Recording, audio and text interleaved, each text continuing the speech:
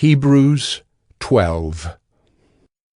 Therefore, since we are surrounded by so great a cloud of witnesses, let us also lay aside every weight and sin which clings so closely, and let us run with endurance the race that is set before us, looking to Jesus, the founder and perfecter of our faith, who for the joy that was set before him endured the cross, despising the shame, and is seated at the right hand of the throne of God. Consider him who endured from sinners such hostility against himself, so that you may not grow weary or faint-hearted. In your struggle against sin you have not yet resisted to the point of shedding your blood. And have you forgotten the exhortation that addresses you as sons? My son, do not regard lightly the discipline of the Lord, nor be weary when reproved by him. For the Lord disciplines the one he loves, and chastises every son whom he receives. It is for discipline that you have to endure. God is treating you as sons. For what son is there whom his father does not discipline? If you are left without discipline in which all have participated, then you are illegitimate children and not sons. Besides this, we have had earthly fathers who disciplined us, and we respected them. Shall we not much more be subject to the Father of spirits and live? For they disciplined us for a short time, as it seemed best to them, but he disciplines us for our good, that we may share his holiness. For the moment, all discipline seems painful rather than pleasant, but later it yields the peaceful fruit of righteousness to those who have been trained by it. Therefore, lift your drooping hands and strengthen your weak knees, and make straight paths for your feet, so that what is lame may not be put out of joint, but rather be healed.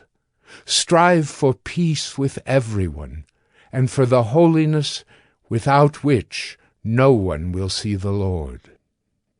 See to it that no one fails to obtain the grace of God, that no root of bitterness springs up and causes trouble, and by it many become defiled. That no one is sexually immoral or unholy like Esau, who sold his birthright for a single meal. For you know that afterward, when he desired to inherit the blessing, he was rejected, for he found no chance to repent, though he sought it with tears. For you have not come to what may be touched, a blazing fire and darkness and gloom and a tempest and the sound of a trumpet and a voice whose words made the hearers beg that no further messages be spoken to them. For they could not endure the order that was given. If even a beast touches the mountain, it shall be stoned. Indeed, so terrifying was the sight that Moses said, I tremble with fear. But you have come to Mount Zion, and to the city of the living God, the heavenly Jerusalem, and to innumerable angels in festal gathering, and to the assembly of the firstborn who are enrolled in heaven, and to God, the judge of all, and to the spirits of the righteous made perfect, and to Jesus, the mediator of a new covenant, and to the sprinkled blood that speaks a better word than the blood of Abel.